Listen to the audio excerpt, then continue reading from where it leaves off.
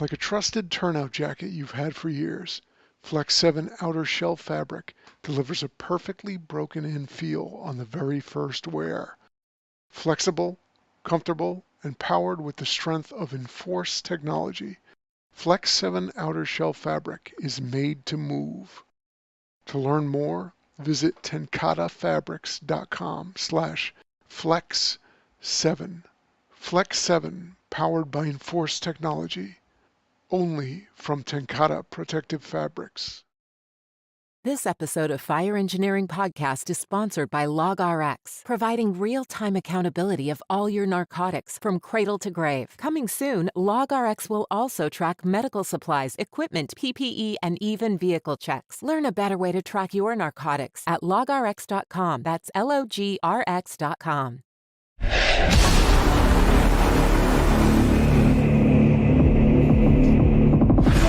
Hey, I want to welcome everybody in.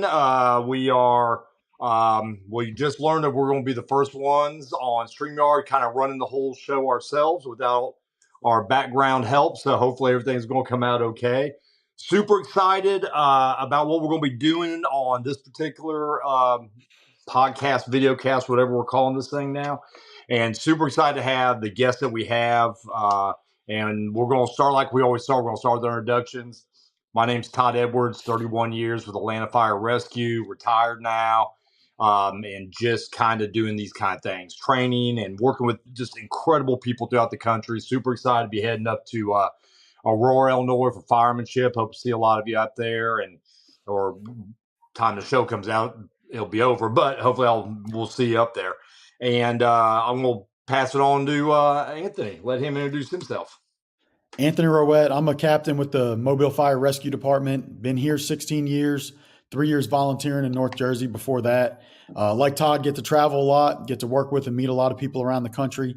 Unlike Todd, not traveling this month, took 2 months off to spend time with the kids when they're out of school, so doing a family vacation instead. So balance and priorities, right? So, well, that's kind of where we're going to be going today. Before we get into the topic, I want our guest to introduce himself, if he could, please. And he does have a podcast on fire engineering. I was honored, about a month ago, I was on your show. Yeah, I think so, yeah. And hopefully you got at least one download besides just me looking at it. So I think it was a good show. It went really good. Good. So introduce yourself, sir. Oh, thank you. So, one, thanks for having me, both of you. I appreciate that. Name's Dave McGlynn. I am currently a career fire chief for the federal government. See how I did that? That's my safe way. I've been doing this almost 24 years. I started off in New Jersey. Also, I didn't lose my accent like Anthony did. I pride myself on keeping that thing. But yeah, what do you call it? I grew up in Jersey. I volunteered in Woodbridge Township for a little bit. Got hired in the federal government in 2008, and I moved around. I guess the beauty and the curse of the federal government is I started off in Maine. The base closed. I ended up in Pennsylvania. Then from Pennsylvania, I ended up at West Point, the military academy in New York, and then came back to Pennsylvania. And I have been fortunate to have had the opportunity to make it up to the chief of the department recently this year, officially put on the 5th bugle in February. It's not all it's cracked up to be. It's not, I just wrote a piece for Fire Engineering called, or Firefighter Nation called, everybody wants to be chief until they're the chief. Yeah. But I appreciate, so I got a podcast called The Training Officer. That's my passion. I didn't know it was my passion. But it is. And I think my goal, professional legacy, Todd, like you and I talked before, like there's people that write your legacy for you, your family and people that you worked with. But my, professional objective is, even in my current position, is to reshape the training officer position for being as valuable as those chiefs or those captains. It is a leadership position. It is an important position because that person's responsible for the development of the entire organization. And that became my passion. I love training firefighters. I love talking shop with firefighters. I love going all over and being able to just network with people. So that's, I guess, a little bit about me. That's it. Well, and I'm not going to let you get off without, I don't want to call it a shameless plug, but you actually have a book called The Training Officer. Yeah, I do. Thank you. Yeah. Yes. And could you kind of talk, just, you give everybody who's listening just a little bit of background on that? I know guys don't like to talk about what they're doing, Yeah. but I have not had the privilege to go through the book yet. I actually need to order it, to be honest with you. But tell us a little bit about it, then I'll make a decision on if I'm even going to order it. Yeah. Well, I appreciate it. So I typically try not to plug it too much, though I probably should. I mean, like, people think like I'm an idiot because I don't overly market it. Occasionally I'll put something out on Facebook, just reminding people like, hey, I have a book and buy it. But no, I do appreciate that.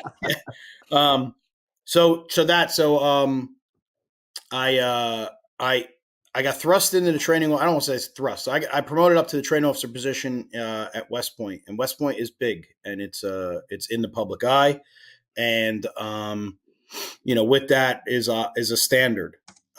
Just as every department has a level of pride, but this is even bigger because this is the Army, right? So when I got there, it was like, here's the training program, figure it out, and I was like, oh man, like I don't know what I'm doing. So I learned fast the importance of networking, the importance of being humble, accepting humility, and knowing what you don't know, and then trying to be a student of our thing. And then as time went on, I started writing more and more about this training thing and about how important it was, and about how training officers are leaders, and about how training officers need to be humble and all this, and building teams. And I was approached a few years ago about doing the book. I started doing the book. God rest his soul. Bobby wanted me to change the formatting of the book to a textbook style. Anybody that knows me knows it's not really my thing. Like, I'm not a textbook person. So we had a difference in opinion on it. I maintained my course and wrote my book. And I have no ill will toward him. I mean, that was really our only disagreement ever. I kept teaching and writing for the magazine, so it wasn't like there was a fallout. Finished the book. It came out in end of December of 23. It's done really well. It's just that's it. It's my story. It's why being a training officer is important, why training officers are leaders, the stupid nuances that we go through with, if you're a career department, grievances, the union literally filing grievances because they don't want to go out and train. And how do you pivot? If you're a volunteer training officer, trying to grab people that aren't the same people, so that, the importance of repetition training, sure. But then, am I training the same 4 guys of my 50-man volunteer department because they're the only ones showing up? That's an issue. How do we overcome that? The pandemic, we stopped training during the pandemic because the government, in their infinite wisdom, told us not to get together because, we would die. So we regressed in our capabilities and our skill set. And I blame that on the training officers for not being innovative. We relied on the computer. We're like, well, we'll just do computer stuff. Well, last I checked, you search a hallway in a room by doing it, not by looking at a video on YouTube or a Zoom class. Like, I'm sorry, but you got to put on gear and go and be on your hands and knees and searching. So there's a lot of that in there. It's a lot of the stories that I dealt with over my tenure as a training officer and over my time in the fire service. I was fortunate to have a lot of great guys in our thing contribute to each chapter, to include Champ. Mike Champo is a big hero of mine. Anybody who knows him knows that Champ is he's a really good training officer. He's a really good instructor. And I wanted him right in the front.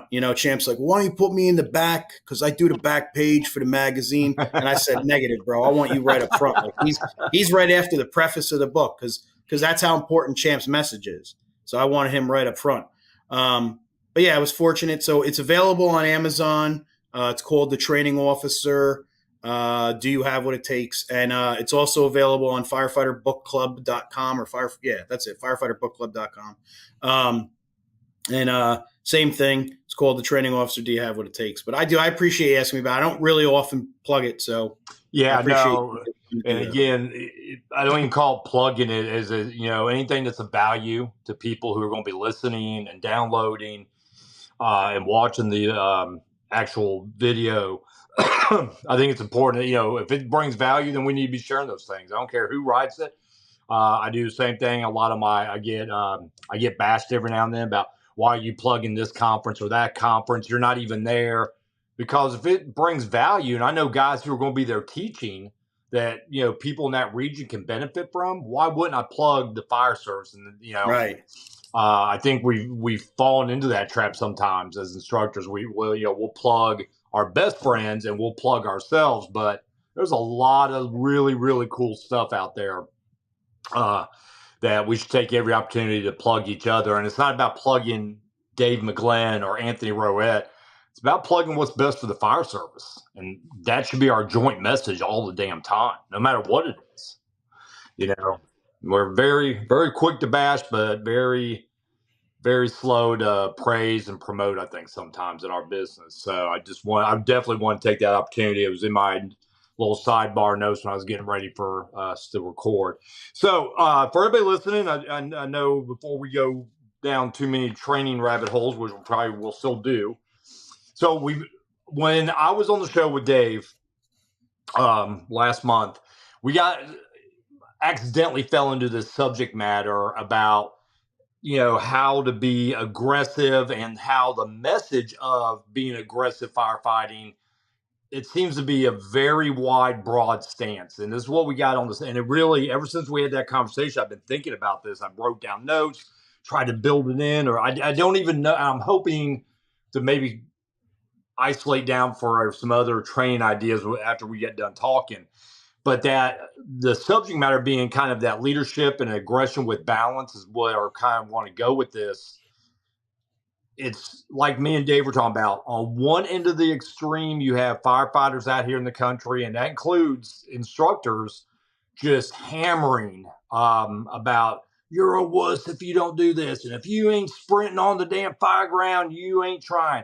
And if you ain't fully masked up when you get there and breathe air, you're this. And then the other side of the fence is, oh no, you're going to get a boo-boo if you walk too fast on a fire. Don't throw ladders at training. Somebody could get a finger chopped off. And I think there's got to be a balance in there. I agree with some of the messaging, not so much on the safety side, but I definitely agree with the messaging on because I think we all know, and everybody listens knows, that aggressive firefighting works, aggressive search works, aggressive throwing ground ladders for BES works. We know that. But I think that sometimes we struggle with how we're going to promote that. So let me start with this first. I want to start with this first. This is questions for everybody. And I think it kind of sets the stage for what I'm trying to get us to wrap our heads around. I know it gets said and talked a lot about, but I want to hear from both of you. And I want to start with Dave on this one, being a fire chief. Number one quality of a great leader, not an average leader, not a new leader, not a good leader, of a great leader. Number one quality, in your opinion, especially as a fire chief? Mutual trust. Oh, I like that. Very good. I have not heard that answer, by the way. So I'll elaborate. I mean, hey, that's the part of the show, right? I can't just say that. Now, so I don't say that because it sounds sexy, and I appreciate your response or reaction to it, because that proves right there why it's important, right?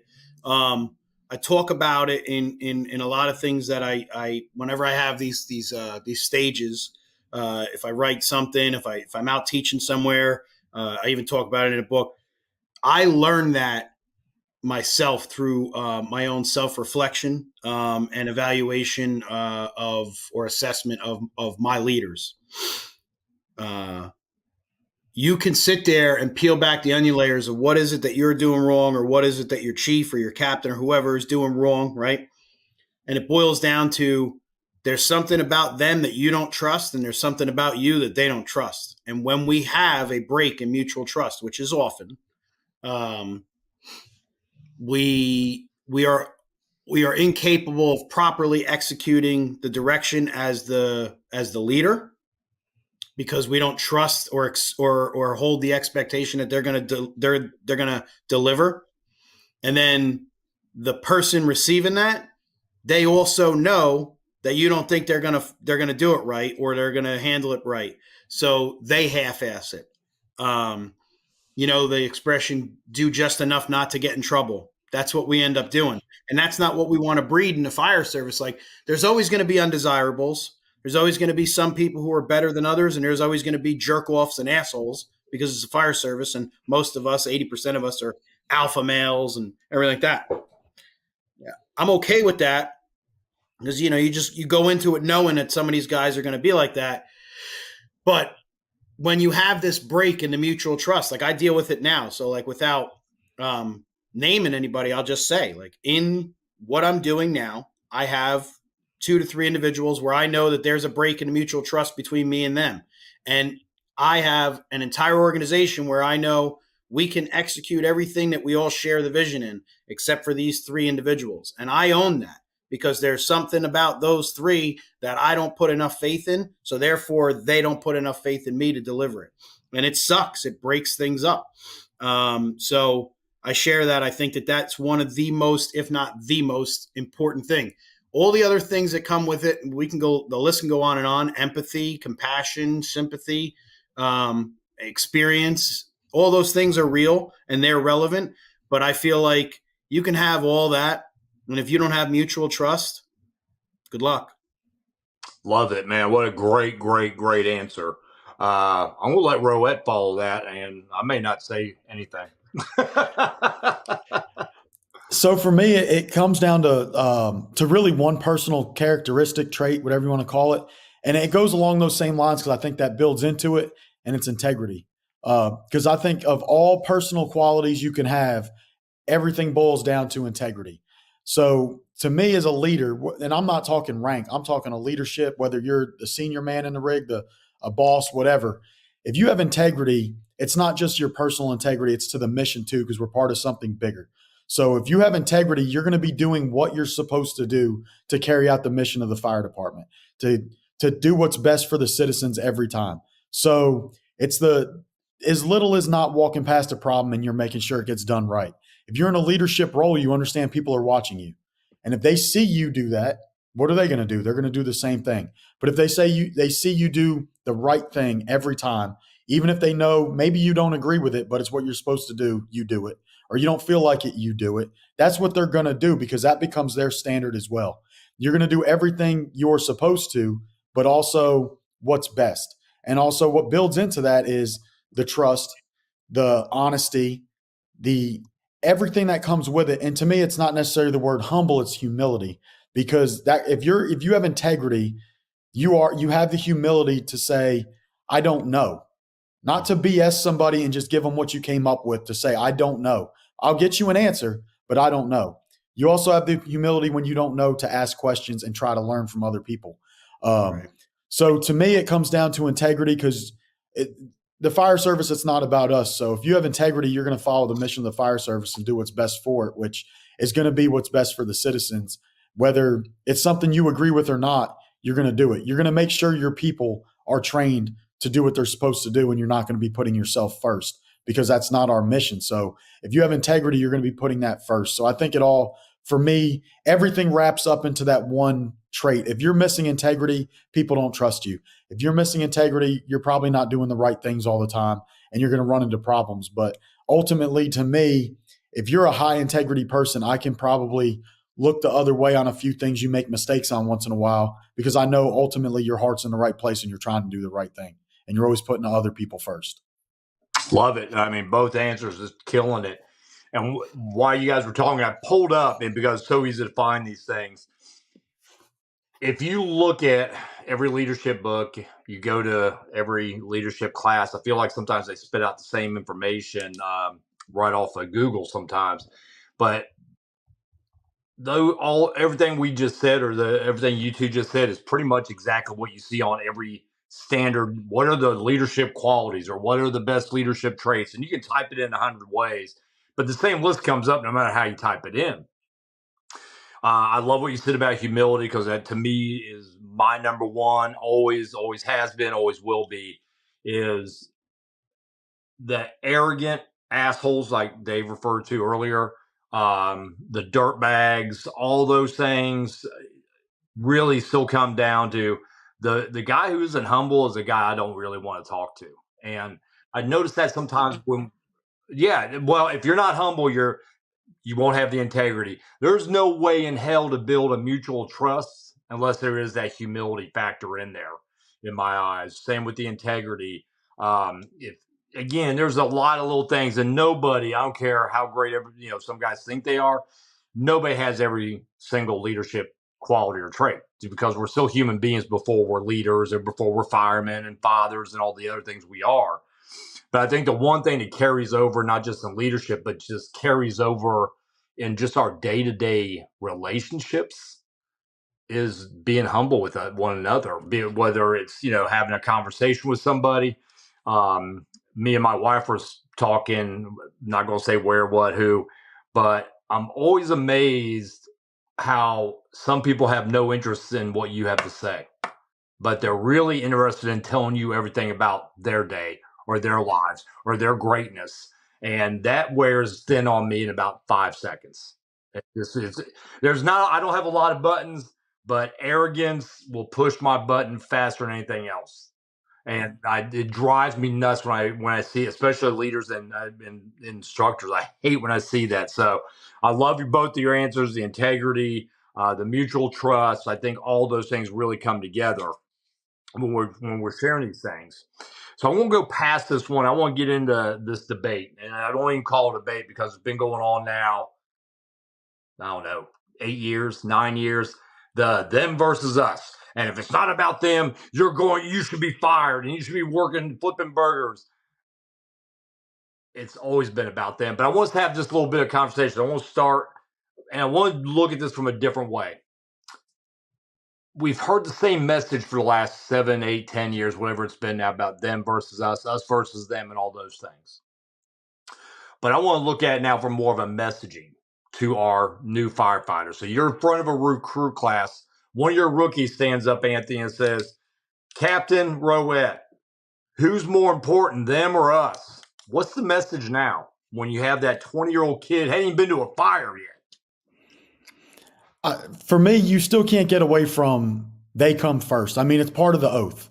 I think it comes down in, like you said, in messaging of making you understand that that's not saying you're not important to that 20-year-old kid.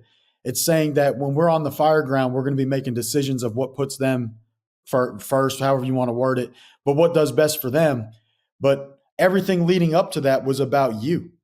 I mean, yes, your focus is on protecting them, but our safety is through competence. It's through our ability to do our job in a safe way because we're effective and we know how to do it. So it's our training, our ability to dress out quick, our fitness.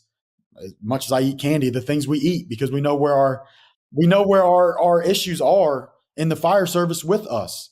The statistics on that don't lie. We can address those things. So what you do before you roll out the door, it's about you. I mean, ultimately, it's still about them and providing the best service. But up until we roll out that door, everything we do is in our control to make sure we're doing things to where we know our jobs, we can perform correctly. Our health is where it needs to be. And then when we get there, we got to make decisions that are ultimately about them. And to me, it's always, I say this every time I go somewhere. To me, it's very simple. When you pull up, look at that house as it's yours and your kids are inside. What would you do and what would you want done? And they deserve everything you would do for your own kids because they are somebody's kids. They are somebody's mom and dad. They mean to somebody what your most loved ones mean to you. So do for them what you would want done for yours or you would do for your own. And then to me, that part's very simple because yes, it's about them. It's about us too, because we control everything until we roll out the door. And you can make it about yourself there. But once we get on the fire ground, we're upholding an oath. We're upholding a standard that was built long before us.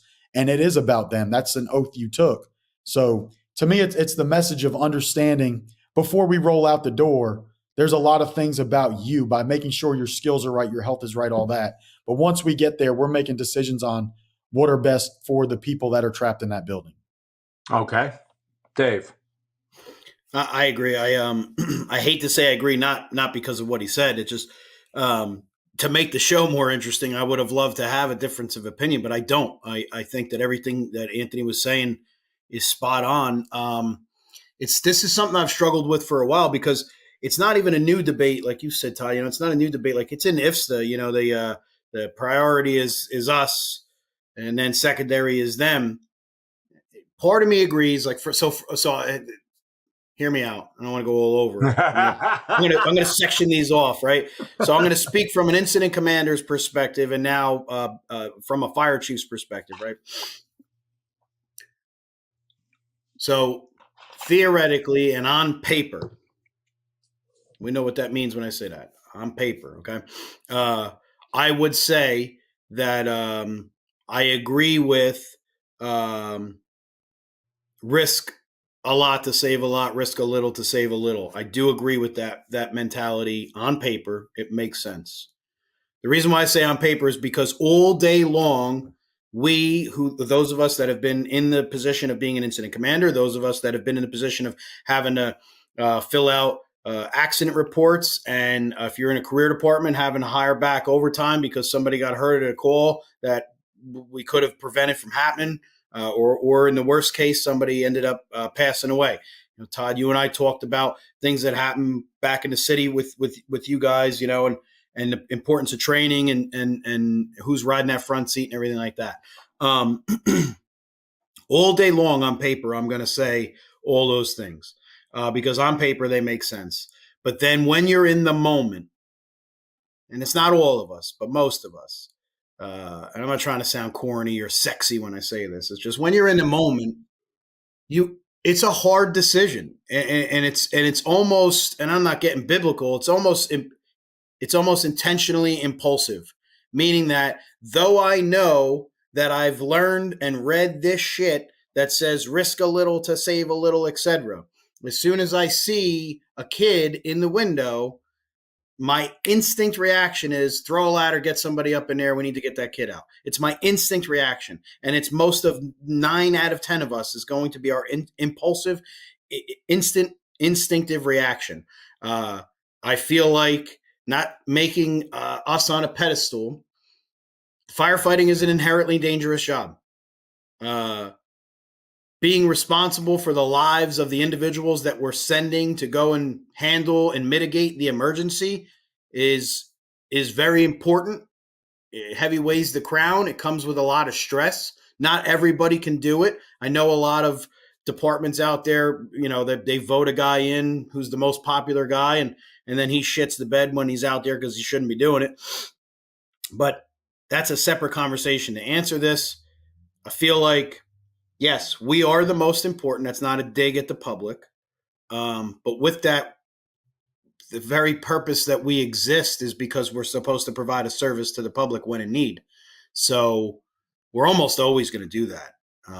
No matter what it says on paper, and I'm never going to disagree with any of the safety Nazis out there. You're right. But I also know that I get overtaken with some kind of reaction when I have to make that decision. And I don't think back to what somebody else said. I just think I got to get this taken care of. Interesting. And I agree with both of you. I know, like you said, I wish I could say, you're both wrong. This shit's dangerous and we shouldn't be going inside and hit it hard from the yard every time. I actually got that t-shirt with from Hit It Hard from Yard they had out. I just lost my train of thought about it too. But it's a great t-shirt. So I'm a big fan of Hit It Hard from the Yard some days. But that's part of that message, I think me and you were kind of talking about that a little bit, Dave. You turn on YouTube and Instagram, and I'm not going to throw anybody underneath the bus, but I was just watching an Instagram from a couple days ago, and it's helmet cam, of course. And they got the background, narrating, if you don't go, I'm not showing you heat. I'm to make you a man. And it goes on and on and on. And, and you're a wussy. And it goes on like and that's the part that I think we send mixed messages sometimes to a 20-year-old. And that makes that 20-year-old go like, well, I've got to, the house is 98% involved. I've got to go in the front door because we're not providing the message in the right way sometimes. And I'm good with it. And the t-shirts and I fight with you, fear, and all this other horse shit sometimes gets a little crazy to me. But yes, the aggressive works. And without being aggressive, how do we get inside and make a search? We have to aggressively take the door, aggressively vent the building, aggressively get water onto the fire. Right. If you don't mind, I just want to add so just off of what you were just saying. So like what I said before, and I'm not going back and forth or wishy-washy, what I said before is from an incident commander's perspective. However, emergencies are all different. Okay. So you have to assess the situation and make a situational deviated decision. So if we got a fully involved fire, not being sinister, you and I talked about this before, this is again where that heavy weighs the crown shit. Like if I see someone yelling out a window or I see a mother telling me so on and so forth, and I can look at it and I can say, hey, we can throw a ladder or we can go into some point of entry and do what we need to do, right? Or one of my guys, God forbid, go down. We figure things out. We try to make a decision. There also comes a point where it is a complete loss. Or maybe we should, all jokes aside, hit it hard from the yard, throw water in through from the outside, and then make our way in. We're sending the wrong message because we're trying to over-aggressive stuff. And then the counter to that, because there's no middle, okay? So it's like the country right now, between the right and the left. There's no middle. It's like overly aggressive. You got to get out there and, I want to see your helmet just, melting away and who gives a shit and, you need to breathe this stuff in and blah, blah. And then you got the other side where, there are 4 or 5 letter groups that are sitting there going, no, like safety, safety, safety. And there is such thing as being over aggressive, as well as there is such thing as being over safety. It's an inherently dangerous position. We make the best call based off of our knowledge and experience and the situation. And I know that sounds easy to say in the podcast because just speaking for myself, I don't know about either of you, but when you're in the shit and you're in the mix of it and you're running command, it gets overwhelming. There's multiple people talking on the radio. There's multiple people coming up to your buggy and telling you, I think we should do this. I think we should do that, and, people that don't belong on the scene thinking that they're in charge and telling you stuff. And it becomes a big juggling match and it's a pain in the ass. So when shit like this happens, you're not really clear-minded enough to make the best decision because you have all these other things going on. So you try to make the best decision you can. But I will say, at the end of the day, no matter what, we exist because we are here for them. We are more important in a sense, but we are here for them. Our very existence is justified off of being here for them. We make the best decision with the intent of having the best outcome, whether that's to save someone's life or to protect our own people or prevent our own people. So like, not to hijack or go on and on, Worcester is the best example. McNamee had to make a game day decision after they had report of 6 missing or lost or whatever, he had to accept that they were dead and he could not in good conscience continue to send anybody else in and take that risk. I 100% agree with that decision. I also will never beat him up on, well, why'd you let it go to 6 until you made that decision? Who gives a shit? He made a ballsy decision to make that decision. And in the moment, dudes were not happy that he made that decision and he still made it and stuck to it. And then 10 years later, they're able to walk their daughters down the aisle and they're thanking him. Hey, man, I probably would have got lost too, if Chief McNamee didn't make that decision. So, you have to make the best decision that you feel is going to have the best outcome to the situation. And it's not easy. It's not. Well, and I think that kind of, that really, that's where I think that debate gets really muddled when we talk about them and us and we talk about safety and we talk about our safety first. And I still get pushback from guys when I'm teaching classes, especially when we start getting into tactics and that, well, if I'm not safe, I can't do my job. Bullshit comes up all the time. And I go all the way back to what Rose said a little while ago. Man, I can guarantee I can make your fire department safer. I can guarantee I can make your fire department safer. And me and Shannon Stone kind of came up with this several years ago while we were talking on the phone. If fire chiefs, chief officers, company officers started placing a high priority on training, a high priority on education, a high priority about knowing my district and my territory, this job gets real safe real quick because we're prepared. Now, there are going to be those outliers, and the Worcester Mass fire is an outlier fire. That was a decision that just took, balls of steel to make. And I've listened to this man speak, and there's no way if anybody disagrees with the decision, they just haven't been to any fires.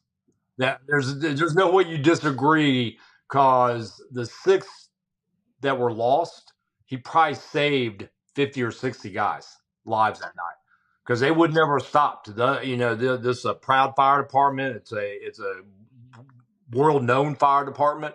Them guys would have went till the building came down on to save their brothers. No doubt in my mind about that.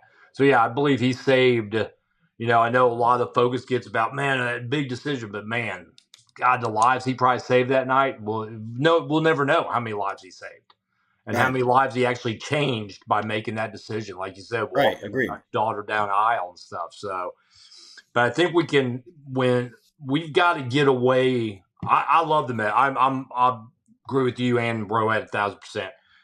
When we pull up and the air brake hits, it's about them. And I can justify it every damn day of the week. I justify it by having well-trained, well-educated, not just, I think there's another part of that conversation. There's a difference between training and a difference between education. I can have the big 6-foot moose ripping the door off the hinges, but if he doesn't know why he's ripping the door off the hinges, why we want to control the door, that's that education component too, and not just the body skills that we tend to unfortunately focus too much. We focus only on and not enough the education component with that. But I think those are things to make that message solid about being aggressive. We've got to define why we can make it about them. Because I have the best training, the best education, the best turnout gear, the best hose, the best nozzles. Man, when this job gets real easy real quick when we know what the hell we're doing. It really can. So safety, what do you think? This isn't on the agenda. It's on the agenda, but I'm just changing it. What is your first reaction, Rowett? You arrive and you see that we're underlined, not fully dressed, not wearing air. As a boss, what do you think about that? Or what do you do about that? I think this goes into making us aggressive. I think we can be more aggressive when we stop being stupid. Are you saying we just pulled up to a fire and they didn't put their shit on? Yeah, exactly. Yeah, I'm gonna explode and they ain't gonna work there no more. It's that simple. Okay, let's say it's something minor, like I'm going to the building without gloves on. Yeah. So we'd have a little talk, but it would be well known that this is going to be a one-time thing. A lot of times things like that, if they happen, the senior man's coming to me saying, let me deal with this, let me handle it, and it will not happen again. Mm-hmm. And within themselves, they try to not allow anything like that, anything that would ever make the company look bad or reflect bad on the company occur. And if it does, the senior men typically try to own it, and they're letting me know I got it and it will not happen again. If it happens again, I'm stepping out of the way and they're yours to deal with. But unless it's to the extent that it has to be me as the boss handling it, typically my senior men try to deal with it. And I give them the respect to do that, because they do a great job and everything else of doing that with little things and things around the station of it doesn't make it to me because they handle it within themselves. And I respect that a lot. I think that's very important for a company to work well, is to have those senior guys that do that. So if it was something that could be handled by giving them the leeway to handle it amongst themselves, that's how I would deal with it. And typically, before I could say a word, the senior man saw it and he's coming to me saying, hey man, I know you know, but I got it. Let me deal with it. Okay. And if I can, I would allow him to do that. If it was something beyond that, like beyond gloves. If you, like you said, not on air. We don't come off the truck on masked up and on air where I work. But if they didn't have their air pack on, that wouldn't be something the senior man could deal with. I'm dealing with that immediately, and before we leave the scene. But that's typically how we flow things like that. Is if it's something that I can trust the senior man to handle, and honestly believe it's not going to happen again once he's had his way with them, that's the way I'm going to deal with it. If it's beyond that, then it's mine. And a lot of times you're going to find out if it has to get to me with performance on the fire ground and you made us look bad, the reality is you're not getting many more chances to work with where we work. Okay, and I think you're spot on. I'm going to lay just a new layer in it for Dave to answer. Is it because we don't hold each other accountable? Sometimes is why we have the unsafe actions on the fire ground that we'll let a dumbass do. I just saw one video on Hit Our Yard where they dropped the extension ladder onto a live power line, and it sets the ground on fire next to the house that's already on fire. It was hysterical. I've seen that like 15 times this morning. Every time I open my phone, it's on the top of the screen. Yeah. So at that level where you're at, how do you address that when it's a mistake? I personally find most of these are mistakes. Just the old fashioned, hey, dummy, put your helmet on. Hey, dummy, put Danny Dwyer. That's one of my best friends. Everybody knows who Danny will go and all that crap. Danny, as a firefighter, had like this aversion to putting on all this shit. It was every fire we roll up on, get out of the battalion car, and there's Danny going through a window with no gloves on. There's Danny walking out, his helmet's half-ass off because he didn't have his shin strap on. But those got addressed every single time, typically with, hey, dummy, don't do that again. And that's all it took. I didn't think it needed, I've been rode up for crap like that. I don't agree with that. But how do you address that? How do we address ourselves from the training level all the way to my senior captain doing something unsafe? How do we address that, Chief? Are you asking me? Yes. Okay, sorry. Yeah, sorry, Dave. No, you're good. There's a few things on how that would work. So, no matter what, if it's something that you feel as a leader, if you're in a position of influence, authority, and leadership, and you feel something needs to be addressed, it probably does.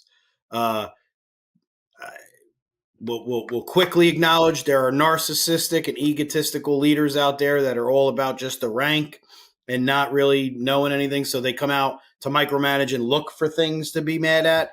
I'm saying if you're normal and not an asshole and you don't look for shit to be mad at somebody for, and you see something that you're like, then you should address it because you had a feeling for a reason, right? Now, on that, this is just me, my opinion. I will say that my opinion is supported by my experience in what worked, and this worked. So while we want to create an environment as instructors with muscle memory and like they should always be in full PPE and they should always have their gloves on the training ground, I've learned that there are some drills and skills and also seasons throughout the year where the point in training, and I'm not trying to put you two on the spot, just what is the main objective in training? Like why do we train? To be better. To be better, right? And to teach somebody something or to refresh it so that they are better and proficient, right? So if the guys are out there and you're making them be in full PPE in 99-degree weather and we're not doing firefighting, we're not doing structural firefighting, right? We're doing fucking ropes or something. You know what I mean? Something that doesn't constitute them to be in, that we would typically have to be in full PPE. But we want to have this mentality of like, you always have to remember that you have to have everything on, right? There's no retention in what was discussed, and there's no progression or proficiency in executing whatever you thought they were going to bring out when the bell rang and out in the field because of that. Because their focus was, this sucks. I'm wearing something I'm not supposed to be wearing, and their brain is not focusing on anything else you have to say. So like you could get an argument with your wife and you could be 100% right. And if you say, stop acting like a bitch, you lost the argument, right? Yeah. Nothing else you say will be valid, even if Way you're right, lost. because she'll remember that. So it's the same as when we make them wear full PPE and it's 99 degrees outside and they didn't need to. The focus is just, you said I'm acting like a bitch. That's all they're thinking the whole time. So understanding your audience, understanding the environment is where we need to do a better job. So what I would say is I would to just say to your question, so I would challenge the listener is do some self-reflection real quick. Is the thing that you're annoyed about and them doing something because it makes sense that they're doing it the wrong way and it's because you set it up that they probably should have had that freedom? So, football is a perfect example. A lot of times NFL players do uppers only, and that means helmet and shoulder pads, right? And the reason why is because they don't want to get hurt, so they half speed it and everything like that as far as the hitting goes, because they need to keep everybody healthy for the game on Sunday. There are drills that after I'm talking about after new firefighters. You're a seasoned firefighter. We're doing repetition training, whatever. There's times where we go out to the training ground and we expect people to be in this full level of PPE and we're not teaching them anything. And it's because we're so caught up with, if you don't do it all the time, then you're going to get off the rig without your gloves. If somebody gets off the rig at a fire without their gloves or without their helmet, then we deal with that because that's stupid, right? And every one of us have had those brain farts. But just understanding that is like, if we see something as a leader that looks wrong, certainly we address it. How do we handle it from there? Just explain to the person like, hey man, I know it's hot as shit out today, but today's assignment, this is what we're working on today. Would you go to a fire with your waist strap off your SCBA? Well, no. Okay. So then like, I know we're at training, but like put that shit on, bro. Here's why, that's how you should deal with that. But make sure that the thing that you're annoyed about or their lack of full PPE, the punishment fits the crime. If the guy's got his jacket open and we're outside, I don't even know. Like I can't even think of just like you're doing master streams or you're setting up a deck gun or a blitz fire, and it's the middle of the summer, and he's got his bunker coat open. I don't really give a shit. It doesn't bother me. You know what I mean? It's them. Just the biggest thing on that is just teaching them when they're supposed to be in what. We just had a major hazmat incident yesterday where I work, and we weren't sending guys because of what the nature of what we had. We weren't sending guys in regular structural gear. They were going in level A's. So it's the same thing. It's just knowing the balance, what you're supposed to be wearing when, and that comes with education on the training ground. You don't want to always tell them that they have to be in full PPE if they don't need to. But then again, you don't want to create an environment where they get to pick and choose if they wear motor vehicle extrication gloves. Like if you're wearing your extrication gloves and we're pulling hose and searching the building, are you going to do that in a real fire? Well, no. Okay, well then put on your goddamn structural gloves.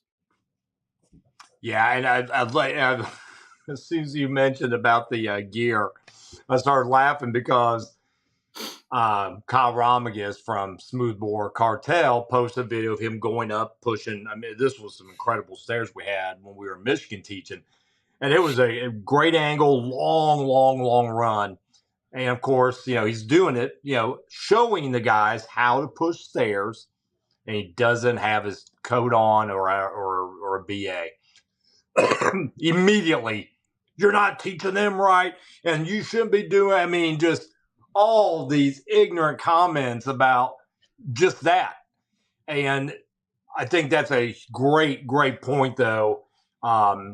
There's a time. It's kind of like when you go for live fire. I want it to be hot, but I don't want it to be where the guys are just in survival mode. They're not learning anything. All they're trying to do is get through and get the hell out. There are drills that I want it hotter, but I base it on the drill. Not every single fire do I have to have the guys pinned to the floor with their damn helmet shields melting off. So I think there's a balance in that too. When we talk about how do we make our guys aggressive if we're not doing this, and I think that's the real challenge here. Stay on point with our message. It is about them. That's what we are here for. Is what we have sworn to do. But part of that message to our firefighters, I think, is where we're missing that point. And I think it starts with everything you just said, everything Anthony just said. Hold each other accountable on the fire ground. I don't need the chief. I don't need the battalion chief. Hell, I don't even need the captain. Hey, put on your gloves. I love the waist strap example. That's one of my all-time pet peeves, and that's from experience when I, got my own ass stuck in an attic because guess what? Damn waist strap got hung up because it wasn't around my damn waist. Yeah. So it becomes an entanglement hazard. But when we hold each other accountable, we can be more aggressive. When we're seeing the whole picture and not just our little tunnel vision picture, we can be more aggressive. And I think that's where we got to find that in our messaging to our firefighters.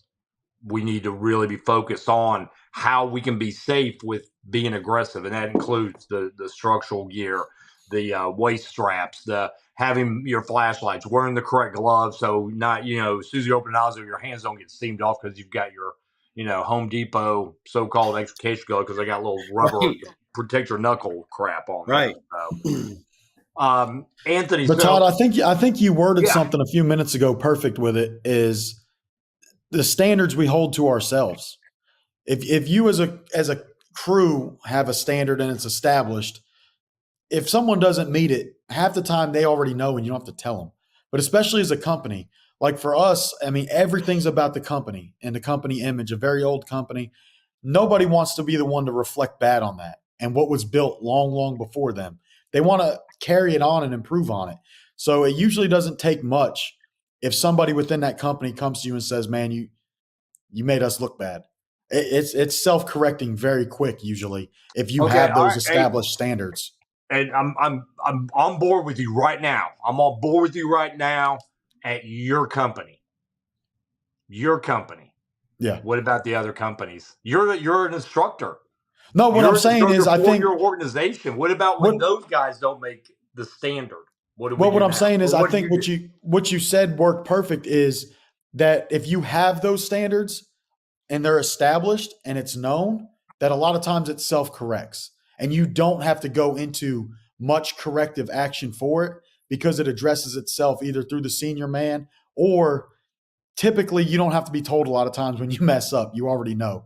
And if you know you messed up and those standards were there, that a lot of times it's self-corrective because you're not wanting to be that guy anymore. So I think the standards, when you brought it up, it is a huge component of it that if you have those standards, and it's not just personal in your head, it is established across the board, whether at the crew level, the company level, whatever department level, that a lot of those problems will go away because they're self-corrective, that you don't have to get involved.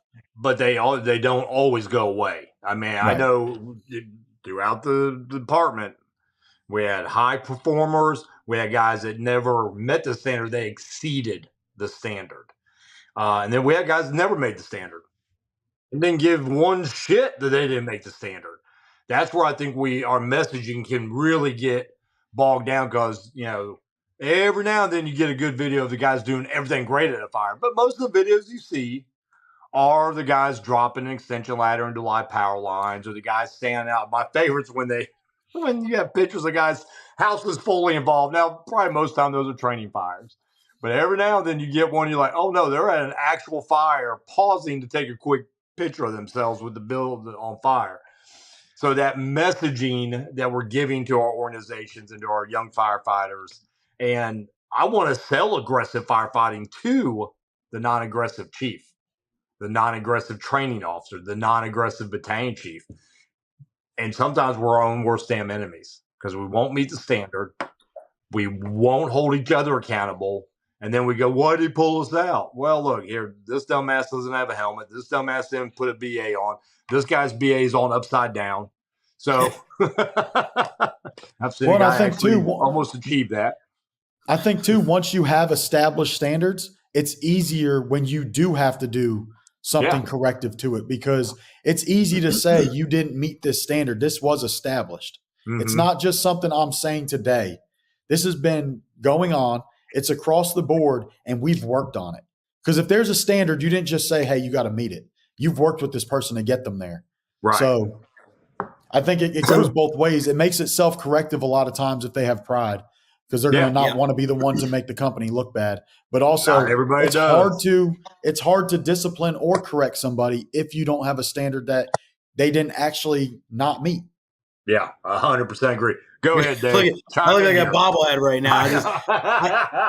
I'm sorry, Todd. Because you said this earlier. You said during your mutual trust comments about setting the expectation, and that's part of the standard. So go. No, I mean, if you guys, like, I'm not plugging my social media. I'm not a nerd. I'm just saying, like, if you ever look at anything I post, like whenever I post shit that my guys do, I always put hashtag we are the standard, right? So I'm just like Anthony, like I'm just like eating out of the palm of your hand right now while you're talking.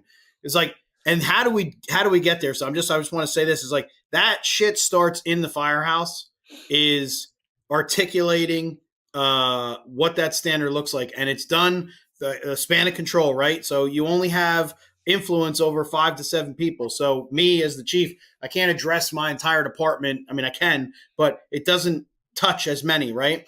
But we recruit that group of those 5 to 7 that we have that span of control on, and we talk about the standard, right? And then we continue to just articulate that, elaborate on it, and then when we have wins, like yesterday, and I'm not trying to make it about my departures. Yesterday, we had this huge hazmat call that I don't know how much I can get into because of the government. But it was huge, and it was it could have been a massive, massive problem. And I'll tell you, man, we had multiple agencies, which both of you have worked, long enough to know that that's never an easy chore in itself. And dude, we were hitting threes all day long, man. I mean, like I'm so happy with the performance, the skill set, the camaraderie, and the networking by everybody there. That yet literally yesterday we were the standard. And like now my goal is to capitalize on that momentum. Like, hey, here's this frame of reference. We are the standard. Look what we were able to do while all these other agencies worked with us, and they reciprocated and replicated the standard that we created. But you're right, Anthony. You have to start a standard. You have to initiate a standard. That standard can grow. It can adjust. It can modify, whatever, just like a culture. But nonetheless, that you have to have a standard, and it starts with the 5 to 7, and then it just goes from there. And so that on the training ground, and then thus in the field on the emergency, they know the standard. So when the onesie twosie has the brain fart, or the kid who's just an idiot forgets his helmet or has the wrong gloves on, you don't even have to worry about the chief, like you said, Todd, or the captain, or the AC, or BC, whoever, or the lieutenant getting in his ass. His crew is like, and he's like, ah, shit. Like, yeah. You look the same as us. Guys. One of these things are not like the other. You know, like they realize, like it's a lonely place being on the outside looking in. So, and I saw, I don't know if that was the way the sun was, but I saw one of the photographs from that hazmat, and it looked like orange smoke or some kind of orange shit coming out there. I said, Here's the first mistake I think Dave made. He parked too close to even take a picture of that bastard. I am not the hazmat guy. If they said hazmat, my driver knew, go real slow. Let the heavy get there. They'll handle that shit, and we'll just give them what they need. We unfortunately are the hazmat team for 2 counties, not just for the installation. So we have no choice but to get in the shit. Orange smoke would have made me really go, stop right here and back up another 2 miles. Right.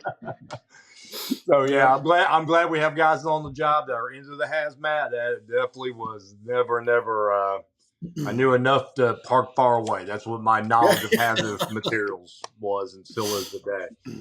So I think we're kind of getting this dialed in a little bit in all of reality. I know we seem like we're scattered with that topic about it. We aggressive with that balance, and that balance should be everything we're talking about: setting expectations, having mutual respect, being humble, understanding I'm not the smartest guy in the room, and no, I'll never be the smartest guy in the room. Standard training for everybody, and then we raise that bar. that's the other thing that worries me right now in the fire service. I keep seeing articles, I see stories, or I see posts about, well, we used to have to do this, but now we've lowered it so other people can get on the job or get hired. And I think that is a extremely, extremely slippery slope that could really work against us. So we may never see the end result, but let me rephrase that. We will see the negative of that eventually. It may take 6 months, may take a year, may take 5 years, but eventually that person we load the bar for and never raised it again is going to be in charge of another human being's life. And eventually they're going to have that fire, that outlier fire, that out of the norm fire, that they got to make that hard decision. And we're going to see a multiple line of duty death again because of inadequacies. Every scenario is different. But if we're going to stay aggressive and we want to promote that, and I'm 100% on board with that, we better, and I even wrote this down, and you said it without saying it, is giving them the why. Everything we do in training, everything we do on the fire ground, I'm a huge advocate for after action reviews. Why did I tell you to put your waist strap on? Well, here's why. And then you go back in the building and go, see this, see these wires, see this. These are all things you got hung up on and jeopardize the entire mission. But I love that concept of giving them the why you want them in the right gloves, the why you're going to have your BA on. If your Sanders masked up off the truck, why are we masked up off the truck? And always giving that new guy the why so we can keep promoting that. And again, when a chief goes, why are we so aggressive? Well, here's why. Because we have this and we've done this and we've trained on this and we know what orange smoke does, all that crazy shit. And I think those are things will make us better all the way down through of keeping that aggressive mindset on the fire ground. So I'm going to start with Dave, and I kind of want to get this message dialed in now. And I know it seems, be like, holy shit, there's a lot to ask somebody. You're addressing that recruit class again. The mayor's there, citizens are there, their families are in this is recruit graduation lecture time. And the subject matter is about aggressive firefighting. So you got to convince the recruits to be aggressive, but you also got to convince those citizens and those families that it's okay to be aggressive on this job. We're going to be all right. What do we say to that? How do we balance that message to be hardcore aggressive, to build that trust and that mutual respect with our citizens, but also do it without getting guys, 300,000 injuries a year, getting guys seriously injured or killed on this job at the same time? I know it's a big ask, but I want to see where we kind of go with this. Well, tie back to what Anthony said earlier when we started the show, what would you want if it was your house or your kid, right? So if I was addressing people, it wouldn't be to be cliche. It's literally, you need to sometimes, especially with I don't want to call them naysayers. I'll call them the unknowns. They don't know what we do, because they're not part of it. So that perspective, fire and emergency services is an inherently dangerous job built off of traditions and a history of camaraderie. And that is done through blood, sweat, and tears. And though none of us want the blood part of it, it's the purpose of how we exist. And it's a trade-off to doing what we need to do. The expression, in order to make money, you have to spend money, you have to invest, right? Well, what we do is an investment, and that comes with the potential to injury or harm to ourselves. But what's the sacrifice? The sacrifice is to try to create a greater good, to assist our public in feeling safe during harmful and catastrophic times that they don't have the answer nor the wherewithal to be able to mitigate or handle the chaos. And that's where we come in. We're there to control or minimize the chaos. It's going to be the best time that you've ever had, and it's going to be the hardest and trying time that you've ever had in your life. One thing I say, and this wouldn't be answering the parents or the mayors or whatever, I tell all my new guys, I've said this for years, since before I even became the fire chief. Anytime that I ever sat with anybody as a training chief, when I was an ops chief, when I was a captain, and I got assigned a new crew, I told every new person, I said, over the next 20 years, you're going to resent the job because it's going to take you away from time at home. You're going to lose friends. You're going to be pissed off at something I do, something that's a policy that came out. You're going to question whether or not you're capable of doing this because you're not going to give it your best, or you're not going to have one of your off days and you're going to screw up at a call or something like that. Understand the feeling you have right now that you got on the job, or you got in this thing of ours, right? But I always say on the job just because that's what I do. That feeling you have right now, that's what makes getting through this worth it. And I don't mean that cliche. I've literally said it to everybody since probably about 2015. And any new person that's ever been assigned to me. Over the next 20 years, there's going to be a lot of shit that's going to happen. You're going to lose friends. You're going to resent our thing. You're going to miss out on times. Your wife or your spouse is going to be upset. Your kids are going to be upset. And you're not going to like me or policies that come along. But how you feel right now is how you're able to get through that, because you have this feeling with all these endorphins that rush through your body, because this is literally the coolest thing ever that you were able to do. And I think that should be what makes anybody get through it. So if I were to address a probie class, I would say that. I would say, we're, as corny as it sounds, we are here to create a greater good. And there's a trade-off to that. And unfortunately, we are going to try to execute our skills in the safest and best possible ways. And we do that through training. But there is no guarantee that we're going to always be safe, and understand that that's an investment. You're part of this thing to help others, and your investment is your own life. Love it. And that's it. Absolutely. I killed it. Bro. Nice. Yeah, so I've never had to give a speech to that many people for the fire department, nor do I ever think they would let me speak to the mayor. You never know. Probably, or the public. But I don't honestly think I would change much from what I tell a new recruit when they get assigned to us or someone transfers to us, because I think it all translates. First off, you came here to be part of something bigger than you, and no one drafted you. Everyone we have asked to be a part of this, and you knew what came with it, at least to some extent.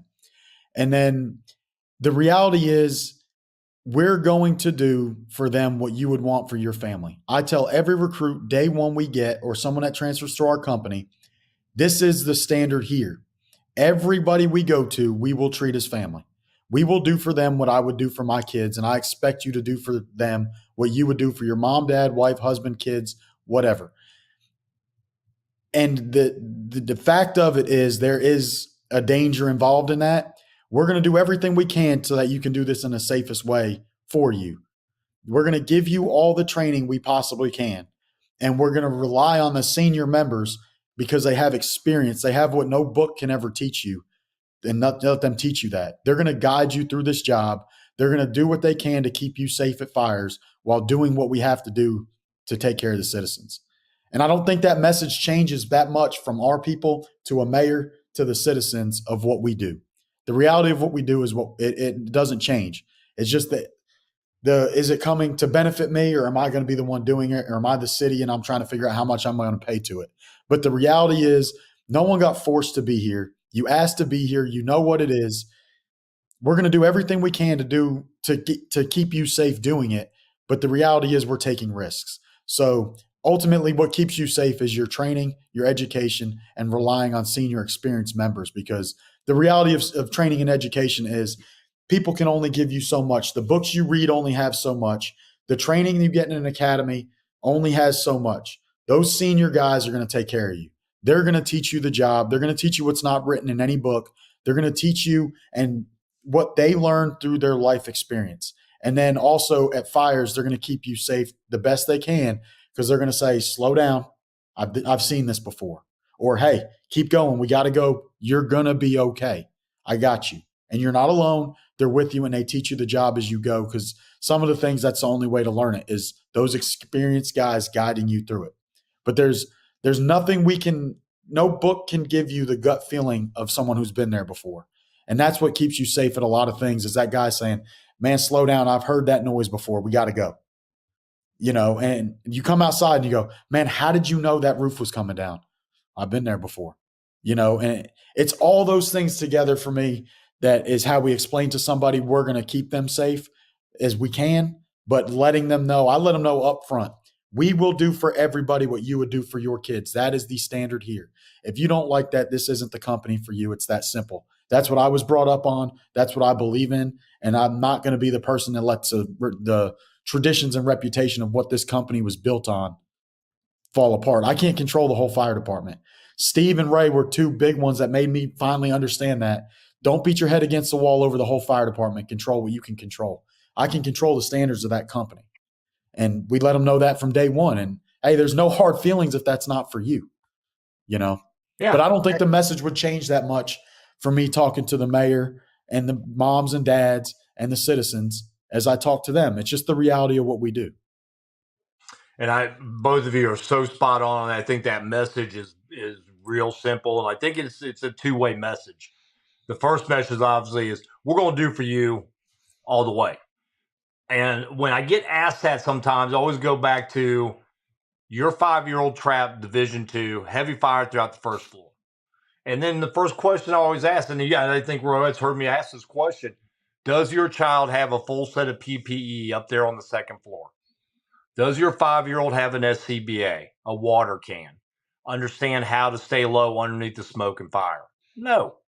But I've got X amount of hours of training. I've got X amount of education. I have more than that now, $800,000 fire engine with another couple $1,000s worth of tools and hose and nozzles.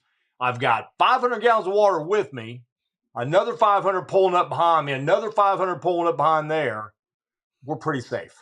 And we can be super aggressive having that knowledge. Where the 5-year-old on Division II, who's now unable to breathe with pajamas on, has no options. We're the option. We're the only option at this point in their lives. So I love taking that approach when I talk about this. I also like taking the approach when, because you get asked this sometimes. So what's aggressive? Well, aggressive, if you look up just the standard dictionary word, all it will tell you is combat ready or ready for combat. Well, that immediately will put some people, oh, you're ready to attack me all the time. Well, yeah, it says that actually in part of the definition is ready to attack. But if you really delve into what aggressive means, it also goes to self-assertiveness, having initiative, having energy, being intense and passionate about what we're doing. That's also part of being aggressive. And all those things, when you combine the whole package, that makes well-trained, well-educated, thinking firefighters. We can be aggressive and still be safe at the same time. So we need to keep pushing that message. But I think every time we push that message, let's push it with some common sense. Let's not call somebody because they did something a little bit different a wuss, or somebody who's isn't a good fireman. Let's answer and always give that why that person is doing it this way. Oh shit, maybe that works, or maybe that's what they have to do because they got 3 dudes on an entire fire ground and they got 2 rooms of fire with people trapped. 3 guys. Now what do we do? How do we stay aggressive? And those are, again, there's not one answer for this. There's not one slogan, but we have to find the balance to promote ourselves and promote to our future firefighters that, yeah, we will be aggressive. And it is always has been, always will be about the people we serve. But now we got to add the context in behind that message and not just call people wusses and other names and sissies because they didn't do it the way you would do it with your 42 guys at a single family dwelling fire. They're showing up with 3 guys, same exact fire. So yeah, there's a way we message this. So Dave, one of the things we do at every show, everything's on the table. Obviously, we like to say somewhat on topic, but I'm going to let Rowett go first. Just closing words. And this is how we always close out every show. Some closing words about the topic we've been on. Those were my closing words. I think that we're finding that balance. I think we all need to do a better job of promoting that. I tell you another way to promote this. Sorry, I don't want to go back off on you guys. Is a little bit of education by looking at some of the websites. And I think we know they're there, but I don't think a lot of guys are studying on them. Firefighter Rescue Survey, all day, every day. A lot of valuable information of how rescues are being made. And I tell guys this all the time. I'm still blown away that our beloved fire service, not everybody's aware of Firefighter Rescue Survey. And it blows me away that every time I do a class and I ask who's heard of it, every hand should shoot up, and that's not what I'm getting. I'll get half the room. If there's 50 guys, half the room will have heard of it. The other half have no clue what I'm talking about. So I think we need to keep pushing that in the work that they have done, for the fire service, of how we can be aggressive, and how the three station 6-member fire department are making grabs all the time. Parker County, Texas had a great grab. And they're not a monster-sized fire department. They just had a great grab on the fire they had. So it does go on. But I think those are things that we can definitely keep promoting as we go through that. The other website, again, having understanding education go a long way, is Project Mayday. Still a lot. Just unbelievable amount of information there to keep us aggressive and understand what gets us in trouble and how we're getting out of these things. And so a lot of really good things right there. So your closing thoughts about what we're talking about, the messaging and the them, us, and being aggressive and all that. Go ahead, Ro. So I'm just going to repeat something I've said a few times, but it's to establish that standard and then make sure you meet it. And it doesn't have to be the department standard, a standard for you personally, a standard for your company, your crew, and treat the people we go to fires for, like it's your family. Do for them what you would do for your own kids, and you're going to meet your standard. I can promise you that. But that doesn't just go to the fun stuff of the day on the fire. That's what you're talking about, the education, the training. If I want to be able to perform to the level I want for my kids on game day, I got to put in all the work in the forefront to be able to perform at that level. So I got to train with the mindset of that's the performance level and standard I'm looking for, is to do for my kids. And then I'm going to treat you as if you were my kids, because I would do anything for my kids as anyone else would.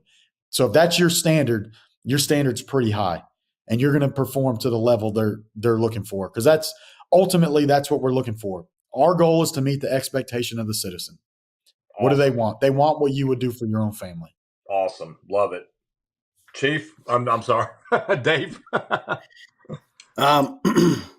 No, so I'm with Anthony on the standard thing. It's one of my biggest things. I love that. Just for everything that we covered. So regardless of for us, because we had an agenda and we talked or whatever.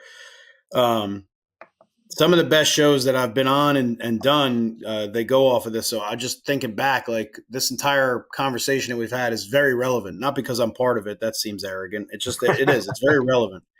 I know it is. It's very relevant, and I just want the listener or the viewer, whatever the hell you're doing to listen to this. None of this shit's easy. Firefighting's not easy. Holding yourself accountable, self-accountability to being part of that standard and holding that standard is not easy. Leadership is not easy. Holding yourself as a leader to the standard and being basically the walking example of what that standard's supposed to look like is not easy. So make sure you do shit for the right reason. Make sure you understand it's okay to have self-reflection and a refresher, because you can get convoluted with a lot of stupid stuff that will diminish and deteriorate your focus.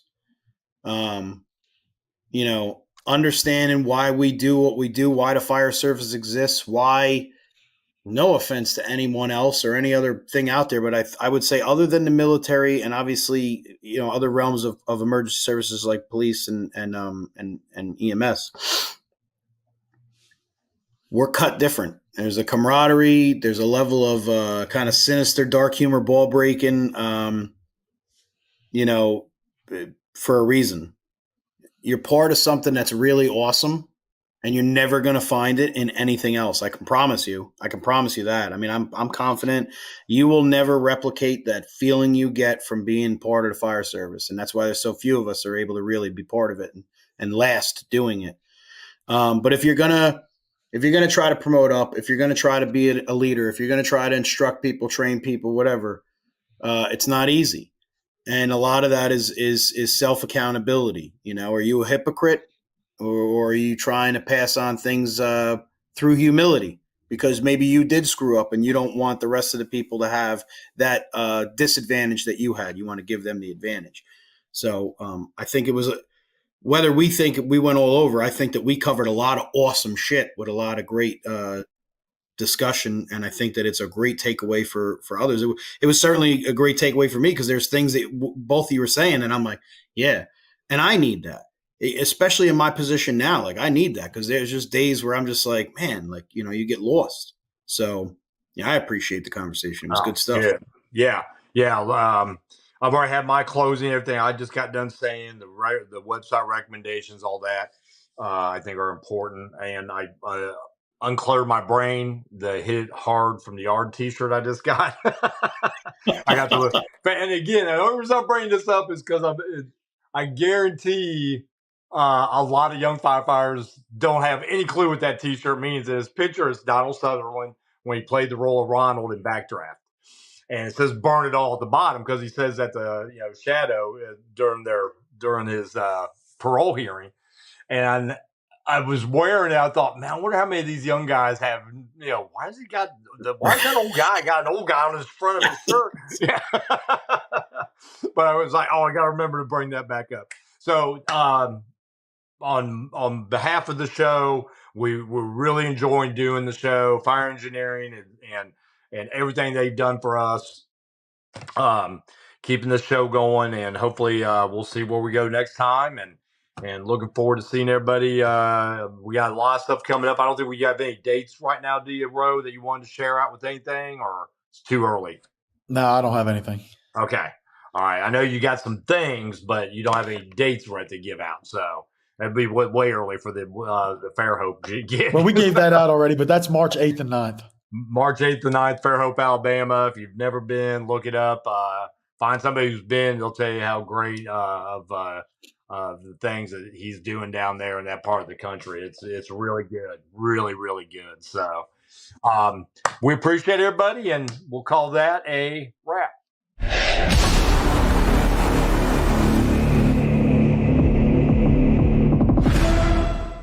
Like a trusted turnout jacket you've had for years, Flex 7 outer shell fabric delivers a perfectly broken-in feel on the very first wear.